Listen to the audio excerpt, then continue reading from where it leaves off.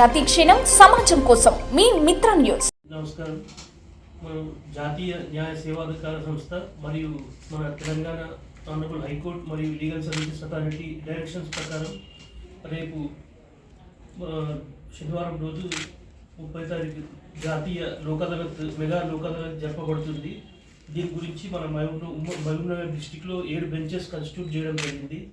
ఇప్పటికే మేము అన్ని ఇన్సూరెన్స్ కంపెనీస్తో కానీ బ్యాంక్ మేనేజర్స్తో మరియు ట్రాన్స్పోర్ట్ డిపార్ట్మెంట్ మరియు కన్జ్యూమర్ ఫోరం వీళ్ళందరితో కూడా రివ్యూ మీటింగ్స్ పెట్టడం జరిగింది. ముఖ్యంగా లాస్ట్ టైం కూడా మన మహబూబ్నగర్ జిల్లాలో 20,000 కేసుల పైన చేయడం జరిగింది లోక్ అదాలత్లో.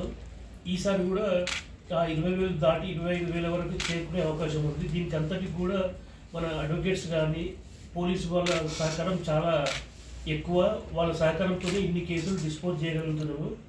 రేపు కూడా అందరికీ తెలియజేసేది ఏంటంటే రాజీయే రాజమార్గం అంటారు కాబట్టి ఇప్పుడు అందరూ కూడా రాజీ పడేటువంటి కేసులు క్రిమినల్ కేసులు ఉన్నా కూడా రాజీ కుదిరికి అనుమతించే కేసులు కానీ మరియు ముఖ్యంగా ఈసారి మన motor vehicle accident compensation cases ఇప్పటివరకే ఒక 60 వరకు చేయడం జరిగింది. దీనికి ఇన్సూరెన్స్ కంపెనీ అడ్వకేట్స్ కానీ మన క్లైమెంట్స్ అడ్వకేట్స్ కానీ అందరూ కూడా చాలా సహకారం అందించారు. ఇన్ని కేసులు డిస్పోజ్ అయినాయంటే చాలా సంతోషం.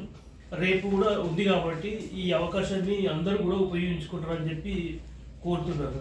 ఇంకొకటి ఏంటంటే ఈ లోక్ అదాలత్లో కాంప్రమైజ్ అయితే అప్పీల్ అనేది ఉండదు, లిటిగేషన్ అనేది ఇక్కడే ఎండ్ అయిపోతుంది. ఇంకా సివిల్ కేసులలో ఒకవేళ కోర్ట్ ఫీ కనుక పే చేసి ఉంటే ఆ కోర్ట్ ఫీ కూడా రిటర్న్ ఇవ్వడం జరుగుతుంది.